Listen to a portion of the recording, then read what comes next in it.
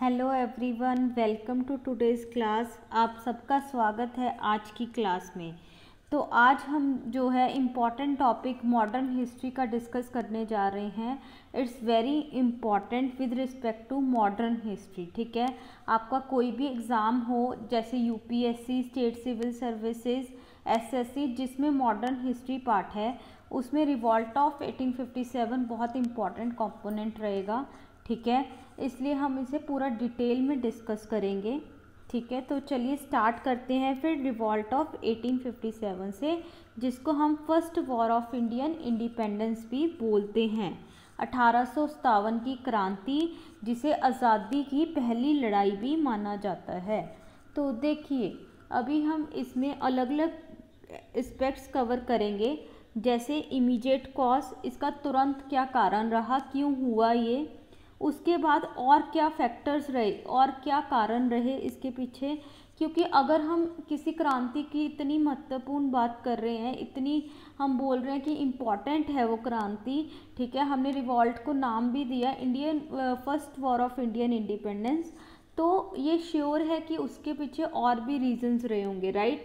सिर्फ एक immediate cause के कारण तो नहीं हुआ होगा, इसलिए वो और क्या कारण थे वो हम डिटेल में कवर करेंगे। उसके बाद ये स्टार्ट कैसे हुआ, उसके बाद इसका कैसे स्प्रेड हुआ, कौन कौन से इम्पॉर्टेंट सेंटर्स बने थे, कौन से इम्पॉर्टेंट लीडर्स थे, वो हम डिटेल में कवर करेंगे। फिर उसके बाद इसका स्प्रेशन हुआ, धीरे धीरे ब्रिटिशर्स ने इसको स्प्रेस कर दिया था, ये कहीं ना कहीं फेल हुआ था। ठीक है, वैसे देखा जाए तो बहुत इसका इम्पॉर्टेंट रोल रहा है। इसने मतलब फॉर द फर्स्ट टाइम ऐसे हुआ था कि एक अच्छे खासे लेवल पे ब्रिटिशर्स पे इम्पैक्ट डाला था। ठीक है, ब्रिटिशर्स डर गए थे कि अब कैसे इंडिया को रूल करना है।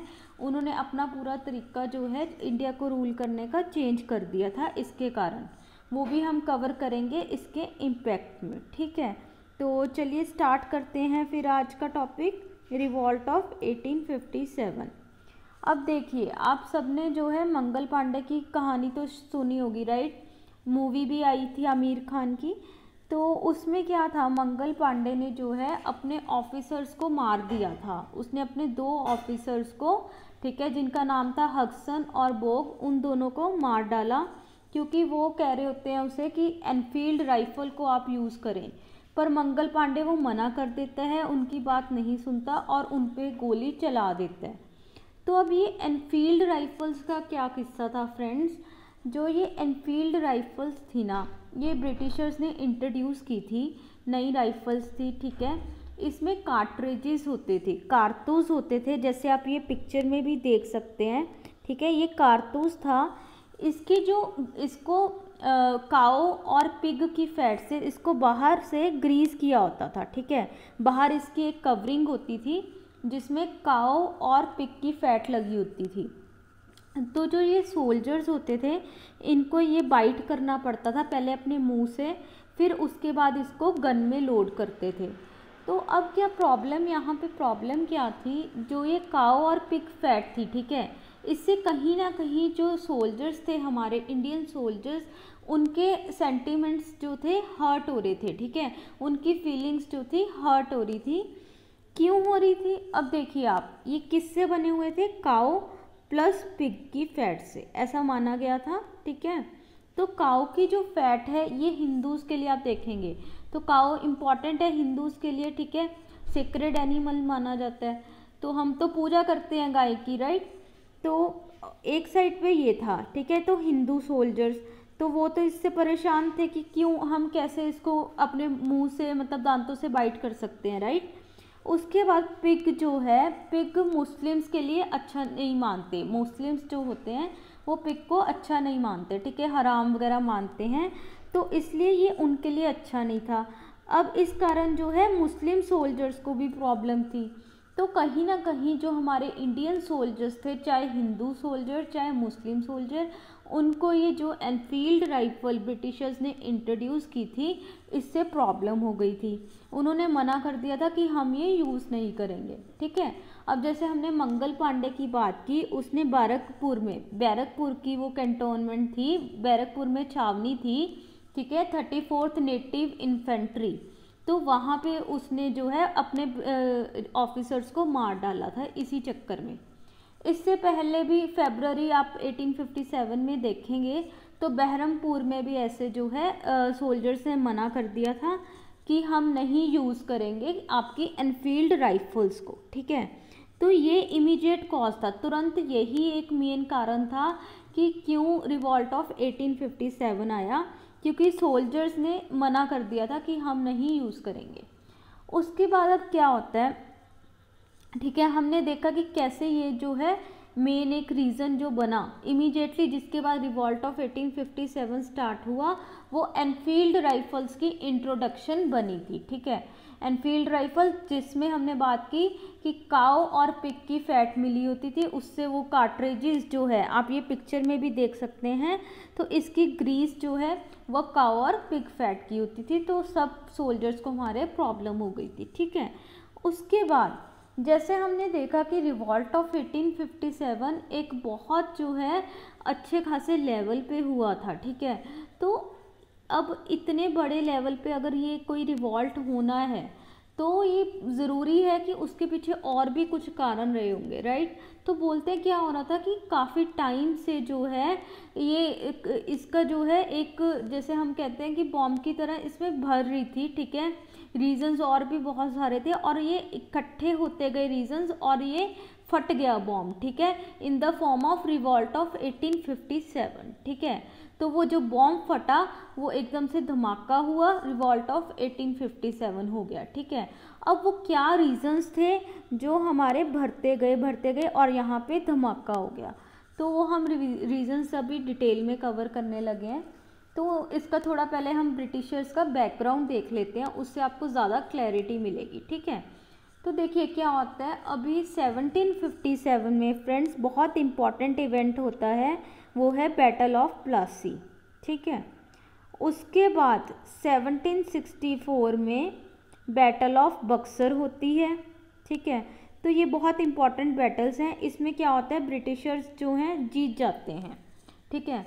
तो उसके बाद जो ब्रिटिशर्स हैं, पहले तो क्या होता है ईस्ट इंडिया कंपनी जो होती है that is just a trading company, ठीक है, वो आई होती है, ठीक है, उसको चार्टर मिलता है 1600 में, तो वो इंडिया में आती है सिर्फ ट्रेड करने के लिए, उसको और कुछ पर्पस नहीं होता इससे ज़्यादा, ठीक है।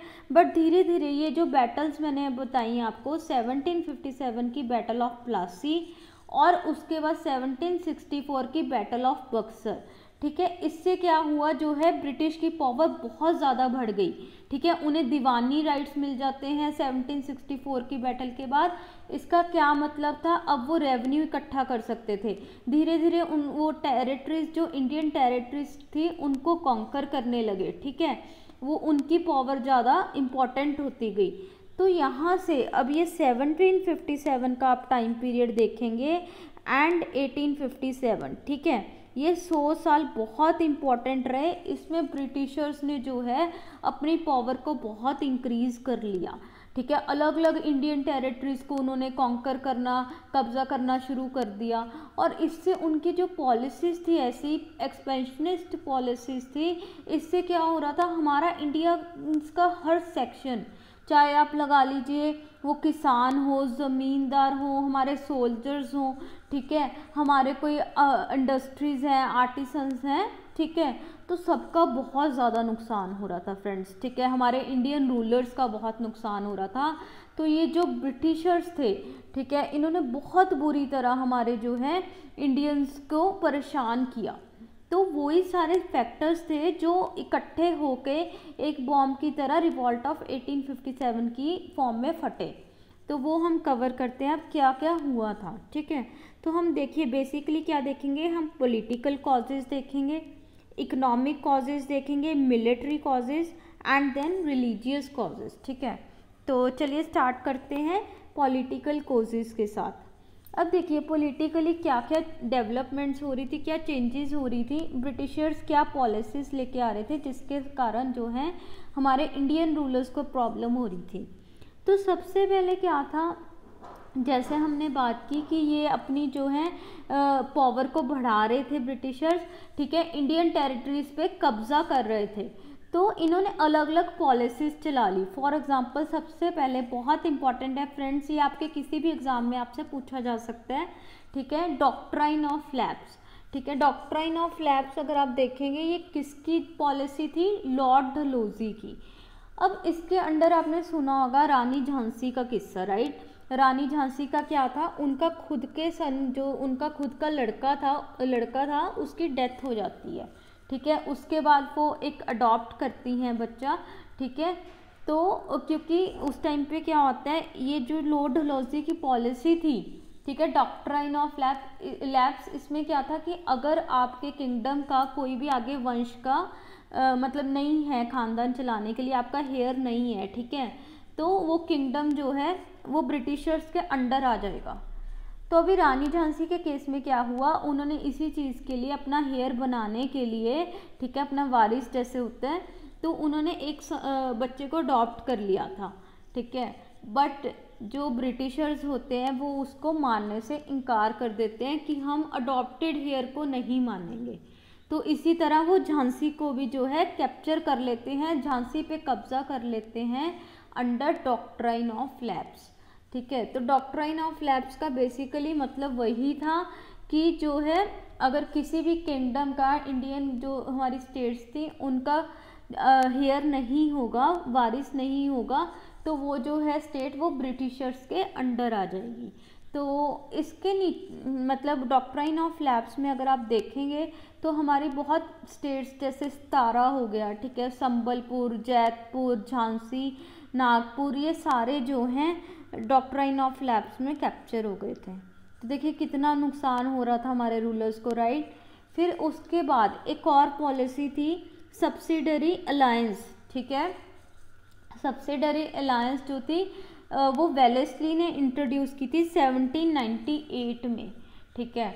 ये बहुत, जिसको सहायक संधि भी बोलते हैं हिंदी में, तो ये भी बहुत इम्पॉर्टेंट थी। अब इसके अंडर क्या था, ब्रिटिशर्स क्या करते थे, ये स्टेट्स को बोलते थे, इनको कोई भी जो वीक स्टेट वगैरह दिख रही है थोड़ी सी, उसको बोलते थे कि देखिए हम क्या करेंगे, हम आपको आर्मी प्रोवाइड करेंगे, ठीक है, आपको अपनी आर्मी रखने की कोई ज़रूरत नहीं है, हम ब्रिटिश के जो अच्छे सोल्जर्स हैं हम आपको वो ला के देंगे, ठीक है, वो आपके हमेशा रहेंगे यहाँ पे, आपको प्रोटेक्ट करेंगे, आपको आपके दुश्मनों से बचाएंगे, ठीक है।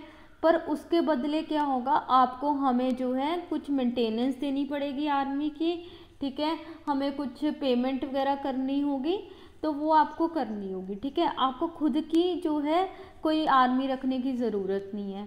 तो जो ये पॉलिसी थी फ्रेंड्स, इससे क्या हुआ, इससे ब्रिटिशर्स जो हैं उनकी पावर और सुप्रीम हो गई, ठीक है, उनका हक और बढ़ गया धीरे धीरे। फिर वो बहुत ज़्यादा इंटरफेयर करने लग गए थे, सिर्फ आर्मी की बात नहीं थी, वो जो रूलर्स होते थे उनके डिसीजंस में भी बहुत ज़्यादा इंटरफेरेंस करने लग गए थे, ठीक है।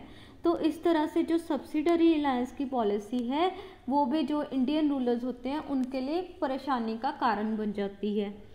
फिर अब क्या होता है, तीसरी बात, ये तो हमने देखे दो रीजंस, ठीक है, डॉक्ट्राइन ऑफ लैप्स और सब्सिडरी अलायंस।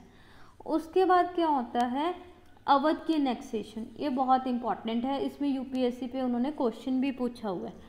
तो अभी देखिए क्या कर रहे थे, जैसे अलग अलग पॉलिसी से डॉक्ट्राइन ऑफ लैप्स से हो गया, काफ़ी स्टेट्स को, काफ़ी एरियाज़ को कॉन्कर किया गया, राइट।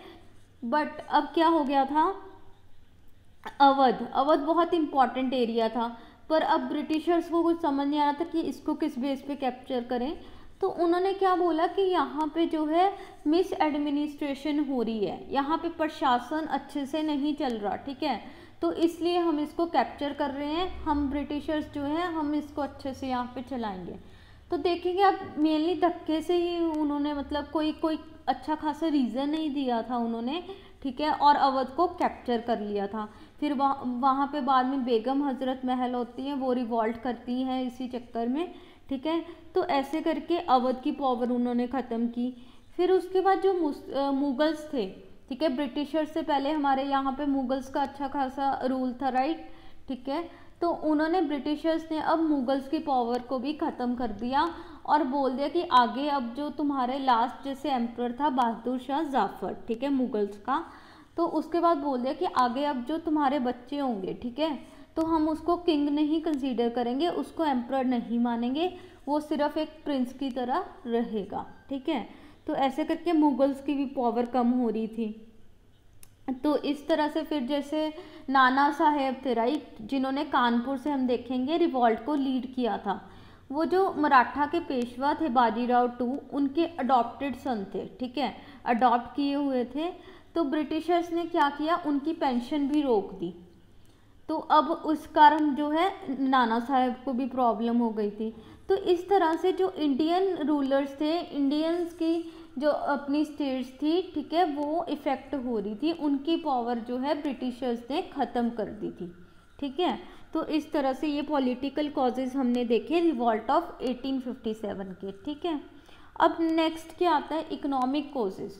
जैसे हमने बात की रिवॉल्ट ऑफ 1857 में, ठीक है, जो ब्रिटिशर्स थे उन्होंने इंडियंस के सब सेक्शंस को, चाहे वो रूलर्स हों, चाहे वो पीजेंट्स हों, किसान, ठीक है, ज़मींदार, ट्रेडर, सबको बहुत बुरी तरह से अफेक्ट करा था वो। अभी हम इकोनॉमिक कॉजेज़ में और अच्छे से कवर करते हैं।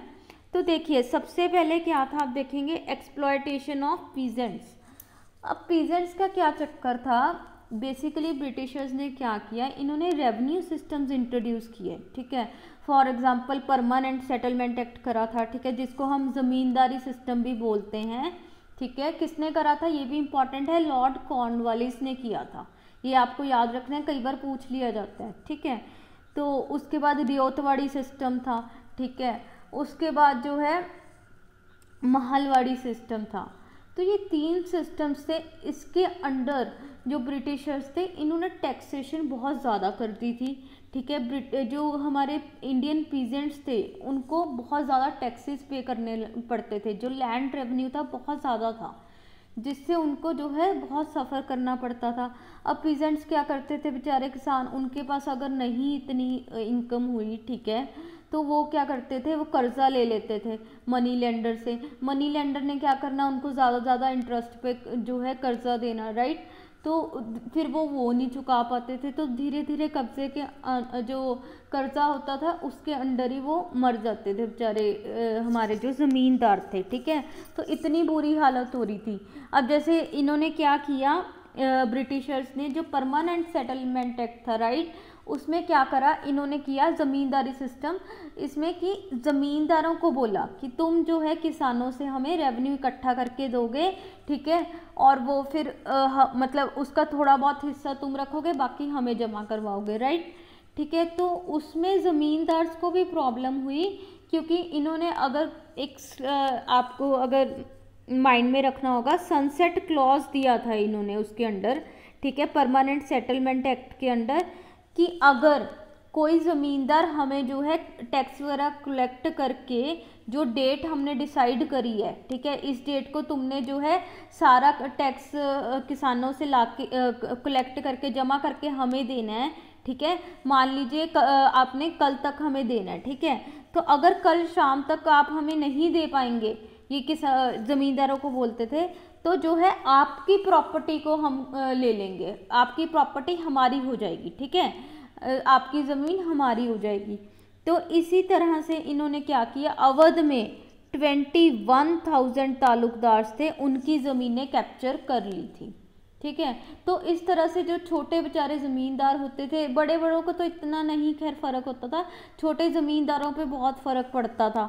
ठीक है, और फिर उसके बाद जो है किसानों पे तो हमने देखा ही, ये जो तीनों हमने सेटलमेंट्स देखी हैं, ठीक है, रियोतवाड़ी में डायरेक्ट किसान से लिया जाता था, उसमें भी बहुत एक्सप्लॉइट करते थे ये। ठीक है, ब्रिटिशर्स खुद अब एक्सप्लॉइट करने लग गए थे। ठीक है, ज़मींदारी में अगर ज़मींदार कर रहे थे तो ब्रिटिशर्स तो और भी ख़तरनाक थे। ठीक है, तो महालवाड़ी में भी ऐसे, तो ये तीनों ही सेटलमेंट्स ऐसी थी।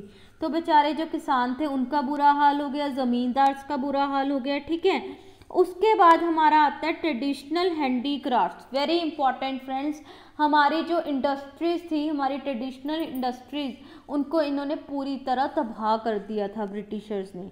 इन्होंने क्या किया, ये इतने ख़राब चालाक इन्होंने देखिए, इनका ट्रेड वाला माइंड तो स्टार्टिंग से ही था, राइट, ट्रेडिंग कंपनी तो थी ही ईस्ट इंडिया कंपनी, तो इन्होंने वही दिमाग यहाँ पे लगाया। अब इन्होंने क्या करा, कि जो ब्रिटिश गुड्स थे उनको इंडिया में प्रमोट करने लग गए, ठीक है।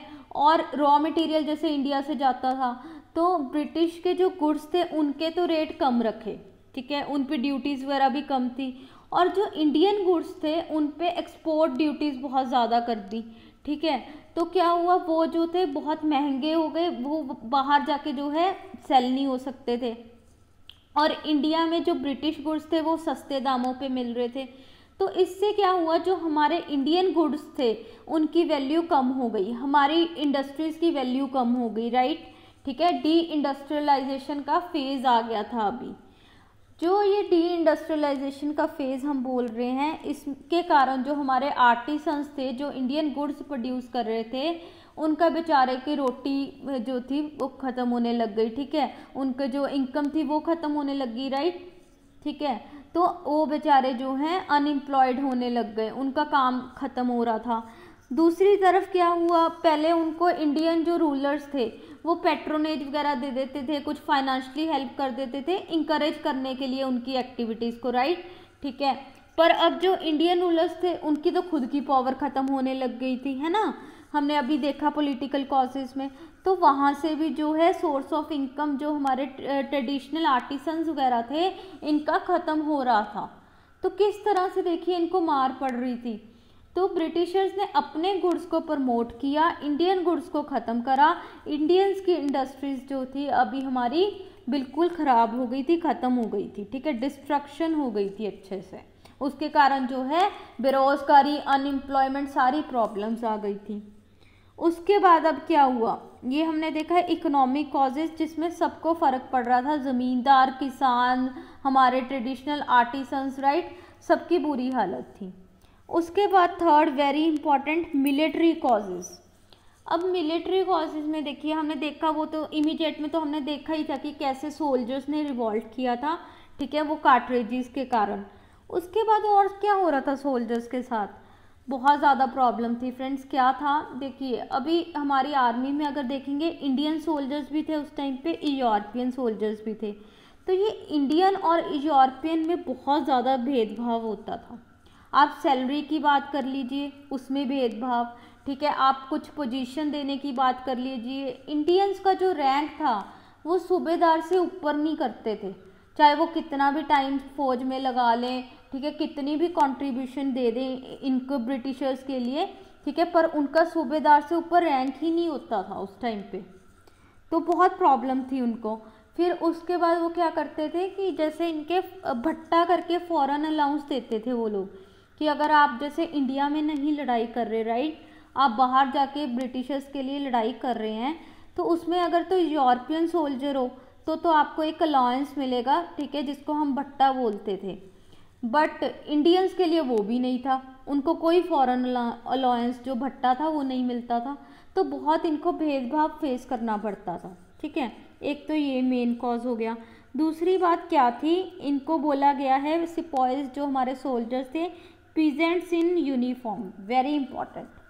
देखिए अब इसका क्या मतलब है पीजेंट्स इन यूनिफॉर्म, क्योंकि जैसे हमने अभी इकोनॉमिक कॉजेज में देखा था पीजेंट्स की प्रॉब्लम, राइट, ठीक है, पीजेंट्स की प्रॉब्लम, उसमें क्या हुआ था, उसमें हमने देखा कैसे पीजेंट्स एक्सप्लॉइट हो रहे थे, ठीक है, किसानों का कितना बुरा हाल हो रहा था, कर्जे में दब रहे थे वो बुरी तरह। तो हमारे सोल्जर्स जो थे वो बहुत ज़्यादा ऐसे सोल्जर्स थे जिनका बैकग्राउंड पीजेंट्स का था, ठीक है, उनकी फैमिली पीजेंट्स की थी। तो वो तो अपनी फैमिली को सफ़र होता देख रहे थे, कैसे उनकी फैमिली जो है उनकी बुरी हालत हो रही थी, राइट। तो इसलिए बोला गया कि वो भी खुद भी एक पीजेंट्स ही थे यूनिफॉर्म के अंदर, ठीक है। तो ये भी इम्पॉर्टेंट था। उसके बाद रिलीजियस कॉजेज़, ठीक है। अब रिलीजियस कॉजेज़ में क्या आएगा, देखिए क्या होता है, सबसे पहले जो ये ब्रिटिशर्स थे, ठीक है, इन्होंने सिर्फ पहले आए ट्रेडिंग करने, उसके बाद ये टेरिटरीज वगैरह अपनी हमारी जो है इंडियन कॉन्कर करने लग गए, अपनी पावर को इंक्रीज़ करने लग गए। धीरे धीरे ये अपने रिलीजन का प्रचार यहाँ पे करने लगे। आप देखेंगे 1813 का एक्ट आता है, उसमें क्रिश्चियन मिशनरीज़ को खुलेआम बोल दिया जाता है कि हाँ ठीक है, तुम अपनी जो है क्रिश्चियन रिलीजन को प्रमोट करो यहाँ पे, ठीक है। तो ये क्या करने लगे थे, प्रमोट करना देखिए एक अलग बात है, पर ये क्या करने लगे थे, ज़बरदस्ती कन्वर्जन्स भी करने लग गए थे। ठीक है, हिंदू मुसलमान को उनको जो है क्रिश्चियन में कन्वर्ट कर दिया। तो ये जो कन्वर्शनरी एक्टिविटीज़ थी ये बहुत ज़्यादा चलने लग गई थी उस तरह। तो हमारे जो इंडियंस थे उनकी जो फीलिंग्स है वो तो हर्ट होनी ही है। ठीक है, उनके रिलीजन के साथ छेड़छाड़ की जा रही है। उसके बाद इन्होंने क्या करा, इन्होंने एक रिलीजियस डिसेबिलिटी एक्ट करके निकाला। ठीक है, रिलीजियस डिसेबिलिटी एक्ट। इसमें अब क्या होता था, पहले क्या था, अगर कोई बंदा अपना रिलीजन चेंज कर रहा है, राइट, ठीक है, उसने हिंदुइज्म छोड़ के कोई और ले लिया रिलीजन, मतलब ऐसे एग्जाम्पल, ठीक है, तो उसको उसकी प्रॉपर्टी नहीं दी जाती थी, जो भी उसका हक था प्रॉपर्टी का उससे डिसऑन कर दिया जाता था। बट ब्रिटिशर्स ने बोला अब ऐसा कुछ नहीं होगा, तुम्हें तुम्हारा हक मिलेगा, तुम्हारी प्रॉपर्टी मिलेगी, चाहे जो है तुम्हारा रिलीजन तुम चेंज कर लो। क्यों किया इन्होंने, क्योंकि उनको जो है क्रिश्चियनिटी प्रमोट करनी थी, वो जो क्रिश्चियन मिशनरीज की कन्वर्जन एक्टिविटीज़ थी उनको प्रमोट करना था। ठीक है, उसके बाद एक very important general enlistment act of 1856, बहुत इंपॉर्टेंट है फ्रेंड्स ये भी। इसमें क्या था, अब देखिए आपको पता है इंडियन सोल्जर्स को दूर दूर अलग अलग ब्रिटिश कॉलोनीज में जाना पड़ता था लड़ाई करने, है ना, ये उनको अलग अलग जगहों पे भेजते थे। पर हमारे यहाँ पे क्या कल्चर था, ठीक है, हमारे यहाँ पे कल्चर था कि अगर तुमने 7 समंदर पार सपोज कर लिया, ठीक है, तुम समंदर पार चले गए तो तुम्हारा जो है रिलीजन भ्रष्ट हो जाएगा। ठीक है, तुम्हारा धर्म भ्रष्ट हो जाएगा, ये मानते थे यहाँ पे। ठीक है, अब प्रैक्टिकली भी देखेंगे कि अगर बाहर जाएंगे पता नहीं वहाँ पे क्या खाना मिलेगा और है, तो मतलब वो बोलते थे कि धर्म भ्रष्ट हो जाएगा। इसलिए जो है इंडियन सोल्जर्स ने बोला था कि हम नहीं बाहर जाके समंदर क्रॉस करके हम नहीं लड़ाई करेंगे। पर ये जनरल एनलिस्टमेंट एक्ट के अंडर इन्होंने बोला कि अगर हमने तुम्हें भेजा है, ठीक है, तो तुम्हें जाना ही पड़ेगा। कंपल्सरी कर दिया था इन्होंने इंडियंस के लिए कि अगर हम तुम्हें भेज रहे हैं तुम मना नहीं कर सकते, तुम्हें जाना ही पड़ेगा। तो ये भी बहुत प्रॉब्लम थी हमारे रिलीजन के साथ, राइट। उसके बाद फिर इन्होंने क्या किया, इन्होंने जैसे कुछ रिफॉर्म्स करे थे, जैसे आपको पता होगा एबोलिशन ऑफ सती करा था, राइट, 1829 में। इसमें आपको पता है विलियम बेंटिक ने करा था और राजा राम मोहन रॉय थे जो ब्रह्मो समाज के लीडर, उनका भी इम्पॉर्टेंट रोल रहा है, राइट। फिर उसके बाद एक विडो रीमैरिज एक्ट आता है। ठीक है, विडो रीमैरिज जो एक्ट आता है 1856 में। तो अब ये जो चेंजेस हो रहे थे, ठीक है, सती प्रथा बेसिकली क्या होती है कि अगर हस्बैंड की डेथ हो जाती है तो उसकी वाइफ जो है सती हो जाती है, अपने आप को जला लेती है, वो भी मर जाती है। ठीक है, तो चाहे मतलब हाँ थोड़ी गलत चीज़ें तो थी ये, पर इंडियंस को क्या प्रॉब्लम थी, इंडियंस कह रहे थे कि तुम कौन होते हो हमारे रिलीजन के साथ छेड़खानी करने को। ठीक है, हमें सुधारना है, हम रिलीजन अपना आप सुधारेंगे। ठीक है, तुम हमारे रिलीजन में इंटरफेरेंस मत करो। तो इस तरह से जो है रिलीजियसली भी इंडियंस को अब प्रॉब्लम्स होने लगी थी। ठीक है, तो आपने देखा कैसे जो है सिर्फ एक ग्रीस्ड कार्ट्रिजेस के कारण नहीं हुआ, वो भी एक मेन कोज बना था, उसके कारण इमीडिएटली जो है रिवॉल्ट देखने को मिला। पर ये सारे इतने सारे कॉजेज थे जो भर रहे थे ओवर द टाइम, जो हमने 100 ईयर्स का टाइम देखा 1757 से 1857, राइट। तो इसमें ये एकमुलेट हुए और फटे जो है रिवॉल्ट ऑफ 1857 की फॉर्म में। ठीक है, तो डिटेल में हमने फैक्टर्स कवर कर लिए। उसके बाद आउटब्रेक कैसे हुआ, कैसे ये स्टार्ट हुआ था। अब जैसे हमने देखा कि अलग अलग जगह पे सोल्जर्स मना कर रहे थे कि हम नहीं आपकी ये जो एनफील्ड राइफल्स हैं इनको यूज़ करेंगे। ठीक है, तो पहले हमने देखा ये बहरमपुर में फरवरी में होता है। उसके बाद बैरकपुर में हमने देखा मंगल पांडे, ठीक है, ये जो है 29 मार्च को अपने 2 ऑफिसर्स हग्सन और बॉक को मार देते हैं। ठीक है, 34th नेटिव इन्फेंट्री से होते हैं ये, तो ये अपने 2 ऑफिसर्स पे गोली चला देते हैं। उसके बाद 8 अप्रैल को इनको फांसी भी कर दी गई इस कारण। ठीक है, ऐसे अलग अलग जगहों पे जो है लोग सोल्जर्स मना कर रहे थे ग्रीस्ड इनफील्ड राइफल्स को यूज़ करने में। बट उसके बाद क्या होता है, जो मेजरली चीज़ होती है जहाँ से ये स्प्रेड होता है 9 मई 1857 को। 9 मई 1857 को क्या हुआ, 85 सिपाहीज जो थे मेरठ में, ठीक है, इन्होंने बोल दिया कि हम तो यूज़ नहीं करेंगे आपकी इनफील्ड राइफल्स, और इसलिए इनको 10 साल की जेल हो गई। ठीक है, इनको सर्विस से निकाल दिया गया 85 सोल्जर्स को, और इनको 10 साल की जेल कर दी गई। ठीक है, तो जब 10 साल की जेल हो गई, ये फिर बाकी के जो इनके साथ सोल्जर्स थे, ठीक है, जिनको नहीं जेल वगैरह हुई थी, वो भड़क पड़े। उन्होंने अगले दिन 10 मई को क्या करा, वो अपने साथियों को उन्होंने छुड़ाया जेल से सबसे पहले तो, और उसके बाद जो भी ब्रिटिश यूरोपियन जेल को जला दिया। ठीक है, उन पे अटैक कर दिया। तो बहुत बुरी तरह से जो है रिवॉल्ट ऑफ 1857 की स्टार्ट हो जाती है। तो यहीं से हम स्टार्ट मानते हैं। देखिए क्या आता है, हम पहले जो हमने इंसिडेंट्स बताए, चाहे मंगल पांडे का हो गया या उसके बाद पहले हमने बहरमपुर में भी देखा, वहाँ पे ठीक है ऑफिसर्स ने मना करा, ब्रिटिशर्स ने साथ के साथ उसको सप्रेस कर दिया था।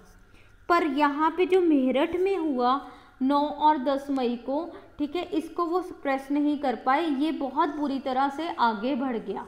ठीक है, इसलिए हम इसको बोलते हैं कि हमारा जो रिवॉल्ट ऑफ 1857 है वो स्टार्ट 10 मई को हुआ, जब जो थे सोल्जर्स ने अपने साथ के साथियों को छुड़ाया, राइट, और उसके बाद ब्रिटिश ऑफिसर्स को मारा, उनकी बिल्डिंग्स पे अटैक करा, और इसके बाद वो क्या करते हैं, वो दिल्ली की तरफ चले जाते हैं। ठीक है, मेरठ से विक्टोरिया पार्क से वो दिल्ली की तरफ, रेड फोर्ट की तरफ आ जाते हैं। रात को वो ट्रैवल करते हैं, सुबह वो 11 मई को जो है दिल्ली पहुंच जाते हैं। अब दिल्ली पहुंचने का क्या कारण था, देखिए दिल्ली में उस टाइम पहुंचा बहादुर शाह जाफर। बहादुर शाह जाफर कौन था, Mughal emperor, last Mughal emperor, right. तो वो उसके पास आते हैं, उसको बोलते हैं कि देखिए हम वहाँ पे ऐसे ऐसे कराए हैं, ठीक है, अब आप हमें लीड करिए आगे, ठीक है, और उसके बाद इस रिवॉल्ट को आगे लेके जाइए। ठीक है, पहली बात तो वो क्यों वहाँ पे आते हैं, क्योंकि अभी भी देखिए मुगल्स की पावर, इससे पहले ब्रिटिशर्स के पहले जो है मुगल्स ने अच्छे से संभाला होता है, राइट, इंडिया को। अगर हम देखें अकबर कितना ग्रेट लीडर हुआ, तो कहीं ना कहीं लोगों को अभी भी मुगल्स में ट्रस्ट होता है, क्योंकि ब्रिटिशर्स में तो बिल्कुल ट्रस्ट था ही नहीं, वो तो इतनी गंदी गंदी पॉलिसीज कर रहे थे, राइट। तो मुगल्स में अभी भी ट्रस्ट बचा था, उनको था कि ये हमें इकट्ठा करके आगे लीड कर सकते हैं। बट अब यहाँ प्रॉब्लम क्या थी, यहाँ पे बहादुर शाह जाफर जो थे, अब बहुत ओल्ड एज हो गई थी इनकी, ठीक है, बुढ़े हो गए थे, 80 ईयर्स के अराउंड इनकी एज थी। इनको कुछ समझ आ नहीं रहा था कि ये क्या हो गया।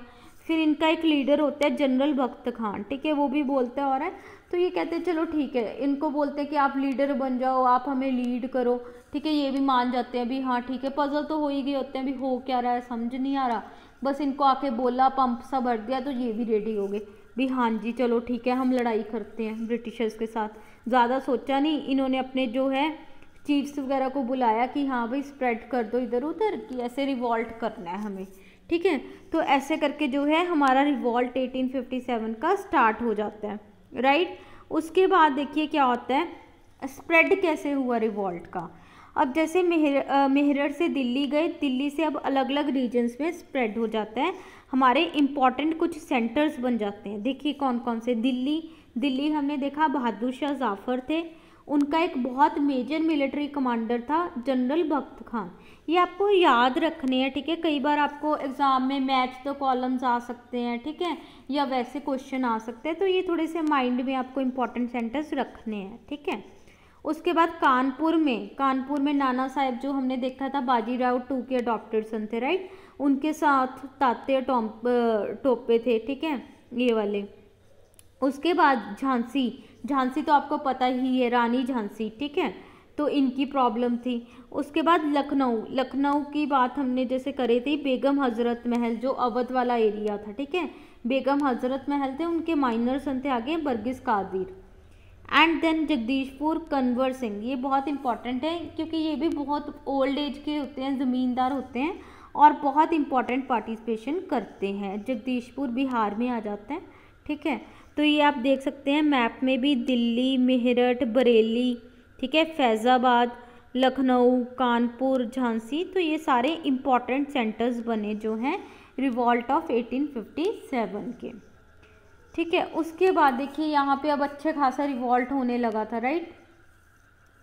बट धीरे धीरे अब जो ब्रिटिशर्स थे वो इसको सप्रेस भी करने लगे, ठीक है। तो क्या होता है कि फॉर एग्जांपल जैसे नाना साहेब होते हैं, बेगम हजरत महल होती हैं, ये तो नेपाल चले जाते हैं दोनों जने, ठीक है। वहाँ पे ब्रिटिशर्स कैप्चर कर लेते हैं क्योंकि, ठीक है, दिल्ली को कैप्चर कर लेते हैं, बहादुर शाह जाफर को रंगून भेज दिया जाता है, वहाँ पे जाके उनकी डेथ हो जाती है आके, ठीक है। उसके बाद रानी झांसी है, वो भी बेचारी लड़ती लड़ती पर बहुत बहादुरी से लड़ती हैं रानी झांसी। आपको ये माइंड में रखना होगा। इनके लिए जो इनके उधर ऑफिसर थे, right, British officer sir Hugh Rose, उन्होंने रानी झांसी के एफर्ट्स को अप्रिशिएट करा। उन्होंने क्या बोला रानी झांसी को? उन्होंने रानी झांसी को बोला कि she was the bravest among the rebels, ठीक है, ब्रेवेस्ट लीडर थी रिबेल्स के बीच में से।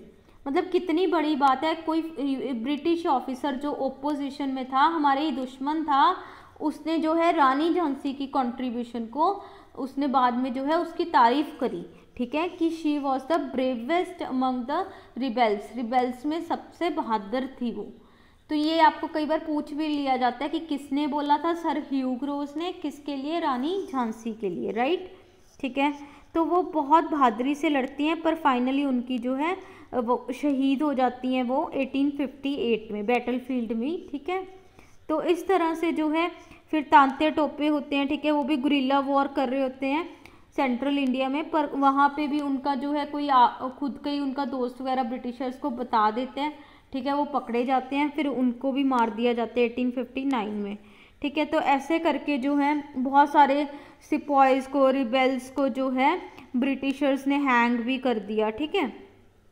तो इस तरह से जो है हमारा रिवॉल्ट ऑफ 1857 चाहे बहुत इम्पॉर्टेंट रहा, अलग अलग सेंटर्स में फैला, पर फाइनली जो है ब्रिटिशर्स ने सप्रेस किया उसको। ये आप देख सकते हैं, मैंने ऐसा टेबल भी लगाया है, आप देख सकते हैं कि कहाँ पे किसने जो है सप्रेस किया था। दिल्ली में जॉन निकलसन, लखनऊ में हेनरी लॉरेंस, राइट, कानपुर में सर कोलिन कैंपबेल, झांसी में जनरल ह्यूग रोज, अभी हमने बात की थी। जो रानी झांसी थी, राइट, ये भी आपको याद रखना है, उन्होंने पहले स्टार्ट झांसी से करा, फिर उसके बाद वो ग्वालियर जाती हैं, वहाँ से वो लड़ाई करती हैं, ठीक है। एक बैटल ऑफ कल्पी भी होती है, ठीक है, तो वहाँ से भी वो लड़ाई करती हैं, तो ये आपको माइंड में रखना है। उसके बाद बरेली है, वहाँ पे sir Colin Campbell, Bihar William Taylor, ठीक है। और ये सारे हमारे इंडियन लीडर्स हो गए, ठीक है। ये टेबल भी बहुत इंपॉर्टेंट है, आप चाहे स्क्रीनशॉट ले लीजिए इसका। उसके बाद चलिए अब हमने देखा, हमने कॉजेज कवर कर लिए डिटेल में, राइट। हमने देखा कि कैसे जो है क्रांति हुई थी 1857 ने, वो अलग अलग जगहों पे फैल गई थी। एक बार तो ब्रिटिशर्स जो है परेशान हो गए थे, राइट, बट फिर इन्होंने जो है सप्रेस किया। तो इसके क्या रीजंस रहे, क्यों सप्रेस हुआ, क्यों ये फेल हो गया, राइट, वो हम देखेंगे डिटेल में। तो देखिए फर्स्ट क्या था, स्प्रेड इन लिमिटेड एरिया, वो आप अभी मैप में भी देख सकते हैं। आप देखिए ये जो हाईलाइटेड एरिया है ना, राइट, ये इम्पॉर्टेंट सेंटर्स रहे रिवॉल्ट ऑफ 1857 के। तो आप देखेंगे ये नॉर्थ वाले एरिया में ही ज़्यादा रहा है ना, साउथ में यहाँ पे कुछ नहीं था। तो इसलिए हम ये नहीं बोल सकते कि ये ऑल ओवर इंडिया था, एक लिमिटेड एरिया में, यहाँ पे वेस्ट पे भी देखेंगे यहाँ भी कुछ नहीं था, सिर्फ यही एरिया जो है यहाँ पे ज़्यादा अच्छे खासा रिवॉल्ट हुआ था, ठीक है। तो एक लिमिटेड एरिया में हुआ था। सेकेंडली जो ये लिमिटेड एरिया में भी हुआ था ना, यहाँ पे भी सारी क्लासेस ने पार्टिसिपेट नहीं करा था, यहाँ पे भी यूनिटी की कमी थी। अब प्रॉब्लम क्या होती है, जैसे देखिए बड़े बड़े ज़मींदार थे, उनको कोई ज़्यादा प्रॉब्लम नहीं थी, ठीक है, छोटे ज़मींदार तो पिस रहे थे, बट बड़े ज़मींदार को प्रॉब्लम नहीं थी, तो उनको जो है उन्होंने ज़्यादा पार्टिसिपेट नहीं किया। उसके बाद जो हमारी एजुकेटेड क्लास थी, ठीक है, उन्होंने कहीं ज़्यादा पार्टिसिपेट नहीं किया, ठीक है। उन्होंने क्या बोला, उनको लगता था कहीं ना कहीं कि जैसे इंडियन रिलीजियस हमने देखा कि वो सती की एबोल्यूशन को मना कर रहे थे, राइट, विडो रीमैरिज एक्ट को मतलब कह रहे थे कि क्यों हो रहा है, क्यों ब्रिटिशर्स कर रहे हैं। तो एजुकेटेड क्लास को कहीं ना कहीं ये बातें ठीक नहीं लग रही थी, ठीक है, क्योंकि वो सोचते थे कि ये ब्रिटिशर्स अच्छा कर रहे हैं, इंडिया की प्रोग्रेस के लिए अच्छा है। पर फिर वो कह रहे थे क्यों ये जो रिवॉल्ट कर रहे हैं ये ऐसा क्यों जो है इंडियंस को पीछे खींच रहे हैं, राइट। तो एजुकेटेड क्लास ने भी कुछ ज़्यादा पार्टिसिपेट नहीं किया। फिर हमारी कुछ इंडियन रूलर्स, ठीक है, वो भी मिले हुए थे इनसे, ब्रिटिशर्स का वो साथ देते हैं, राइट। तो इसलिए कहीं ना कहीं यूनिटी की कमी थी। और उसके बाद आप देखेंगे वैसे भी जैसे आपस में भी इनकी कोऑर्डिनेशन उस टाइम पे सेंटर्स की अच्छे से नहीं थी, कोई कुछ कर रहा है, कोई कुछ कर रहा है, प्रॉपर कोऑर्डिनेशन ही नहीं थी इनमें। तो ये कुछ ड्रॉबैक्स थे। उसके बाद देखिए एब्सेंस ऑफ कॉमन आइडियोलॉजी। अब यहाँ पे देखिए हम, ठीक है, हम बोल रहे हैं first war of Indian independence, right, क्योंकि ये अच्छे लेवल पे हुआ था, ब्रिटिशर्स के अगेंस्ट हुआ था। बट अगर हम इसको प्रॉपरली एनालाइज करें तो ये सिर्फ ऐसा तो नहीं बोल सकते हम कि आज़ादी के लिए लड़ाई हो रही थी, ठीक है, क्योंकि यहाँ पे आज़ादी was not the main concern, ठीक है।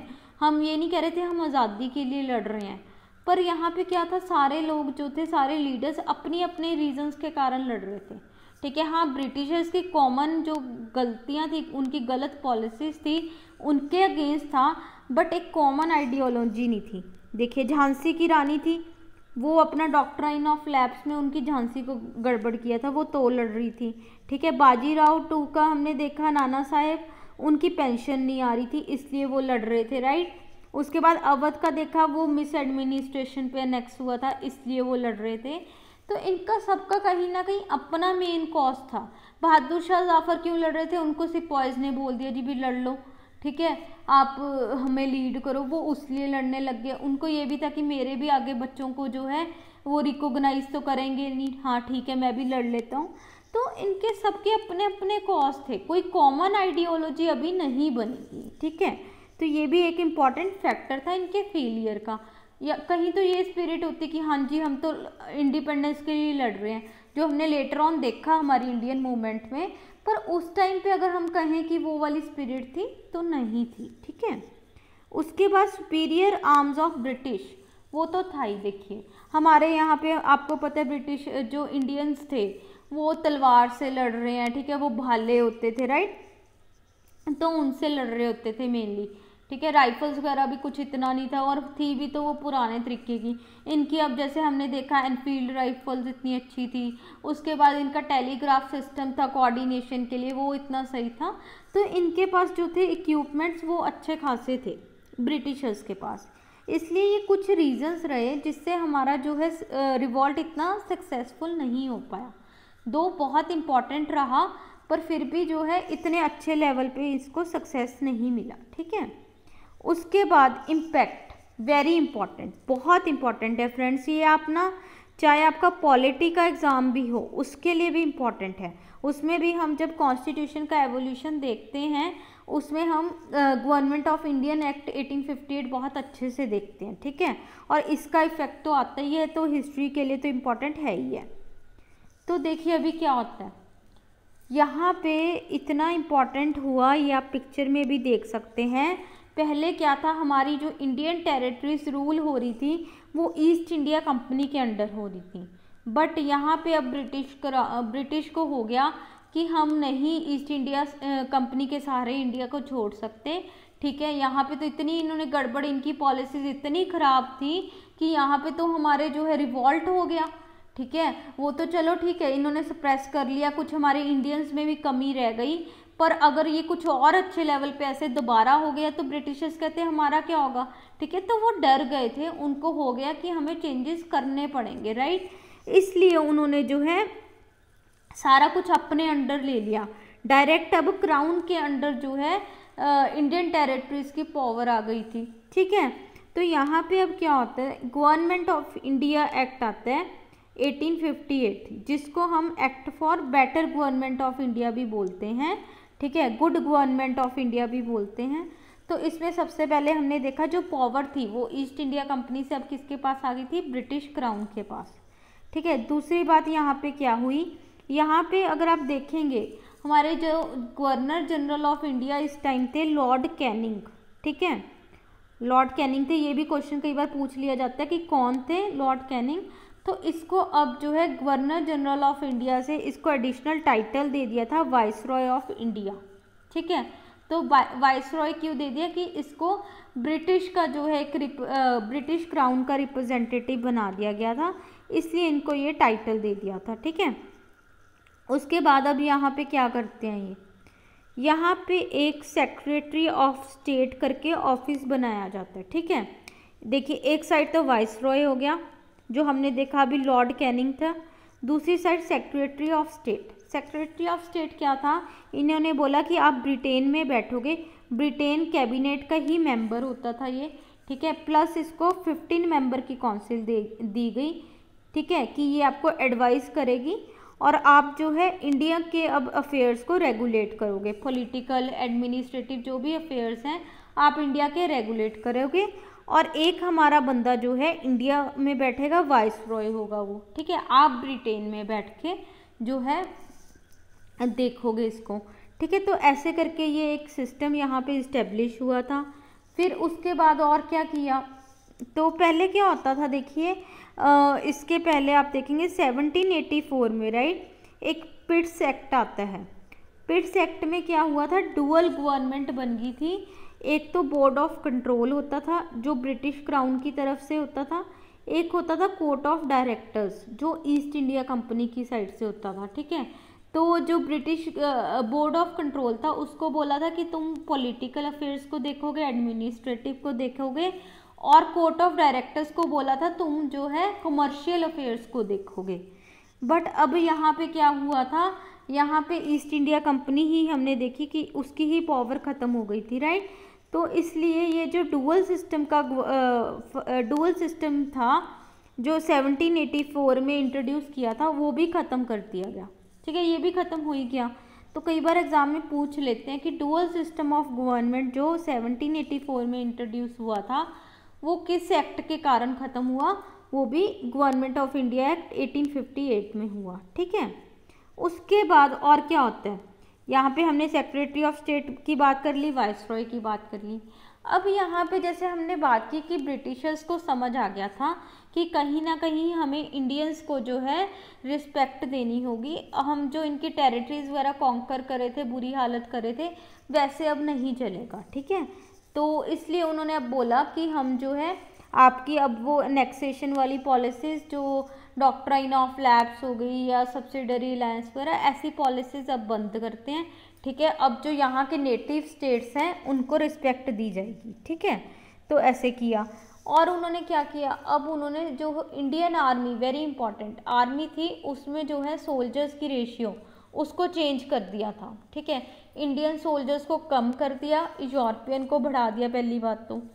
उसके बाद उन्होंने क्या किया, जो भी सोल्जर्स जैसे गोरखास वगैरह ने उनका साथ दिया था रिवॉल्ट ऑफ 1857 में, तो उनके नंबर को इंक्रीज़ कर दिया।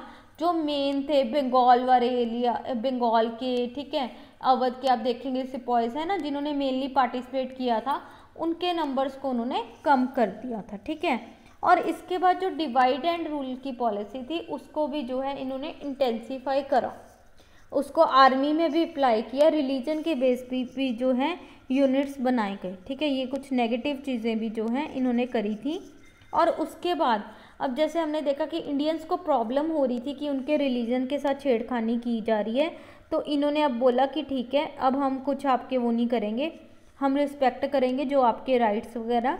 ठीक है, हम आप उसमें कुछ ऐसा ज़्यादा चेंज वगैरह नहीं करेंगे। ठीक है, उसके बाद इन्होंने क्या किया, लैंडलॉर्ड्स, ज़मींदार्स वगैरह थी उनको भी, उनके राइट्स वगैरह को भी प्रोटेक्ट करने के लिए कुछ पॉलिसीज़ बनाई।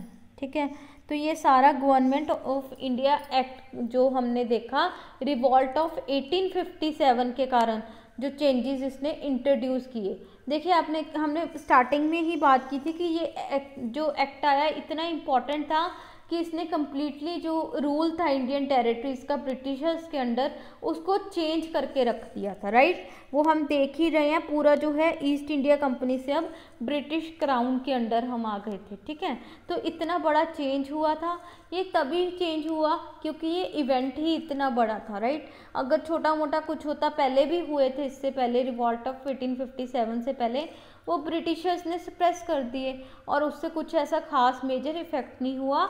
बट 1857 से बहुत ज़्यादा चेंजेस हुए, इसीलिए ये जो है हमारे लिए बहुत इम्पॉर्टेंट बन जाता है, इवन हमारे एग्ज़ाम व्यू पॉइंट से भी। ठीक है, तो चलिए जल्दी से हम जो हैं यूपीएससी के कुछ प्रीवियस ईयर क्वेश्चंस हैं 1857 से रिलेटेड, 1857 के रिवॉल्ट से रिलेटेड, हम वो भी कवर कर लेते हैं अभी।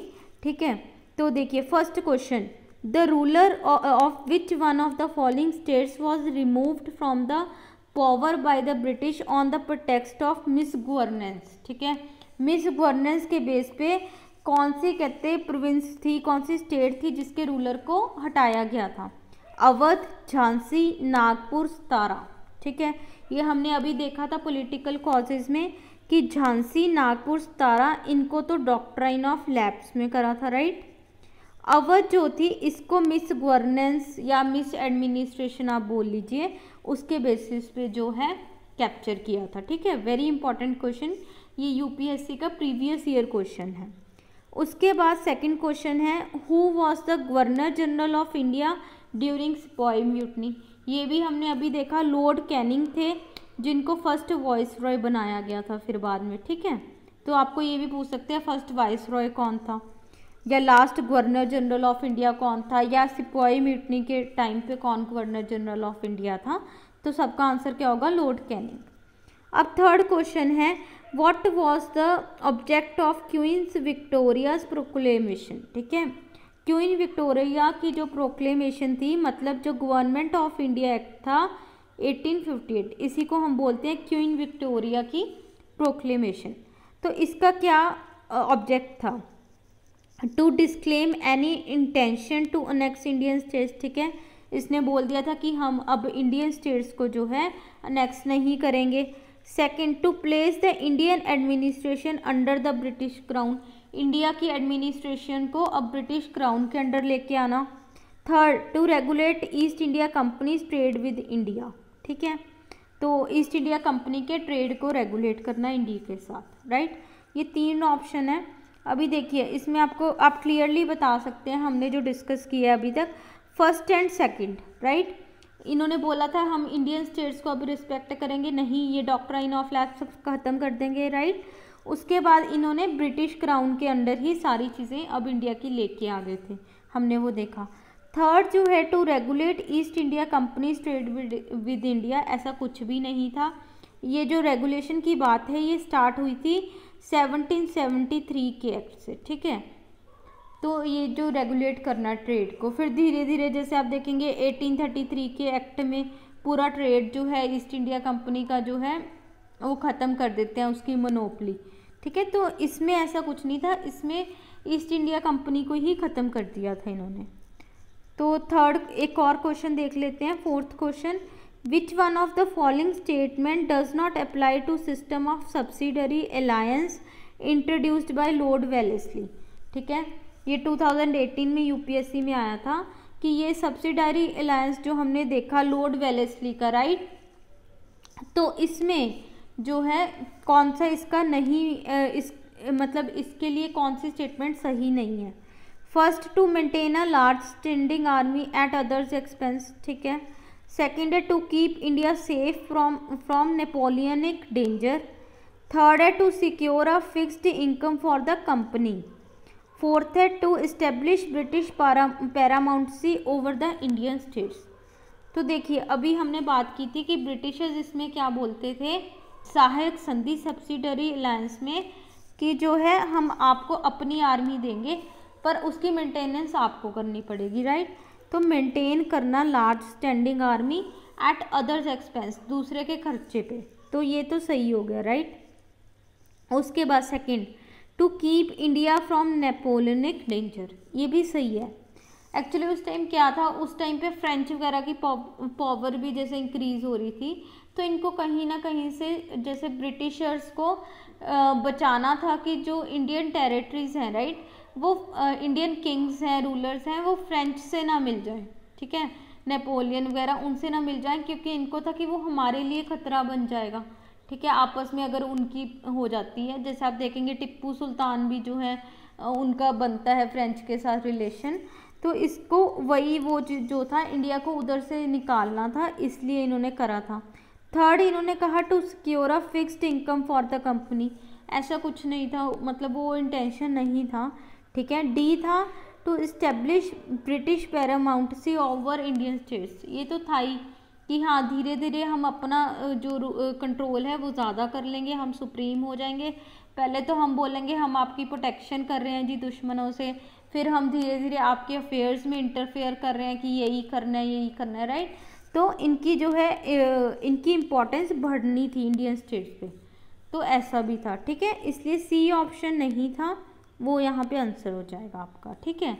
तो इस तरह से आज हमने रिवॉल्ट ऑफ 1857 कवर किया, right. Revolt of 1857 very important. हमने देखा कि इसके क्या इमीडिएट कॉज थे, ठीक है, उसके बाद क्या और कॉजेज थे। इसमें हमने political, economic, right, socio religious and military causes देखे। फिर हमने देखा कैसे इसका आउटब्रेक हुआ, कैसे इसकी शुरुआत होती है, फिर ठीक है कैसे वो अलग अलग एरियाज़ में स्प्रेड हुआ, कौन से लीडर्स थे, ठीक है। उसके बाद ब्रिटिश ने जो है इसको कैसे दबाया रिवॉल्ट ऑफ 1857 के, ठीक है, कैसे स्प्रेस हुआ और वो फेल हुआ तो उसके क्या रीजंस थे वो भी हमने कवर किए। फिर हमने वेरी इंपॉर्टेंट इसका इम्पैक्ट देखा, ठीक है, that is government of India act 1857। तो इस तरह से हमारा टॉपिक आज का कवर होता है, ठीक है। एंड थैंक यू इसके लिए।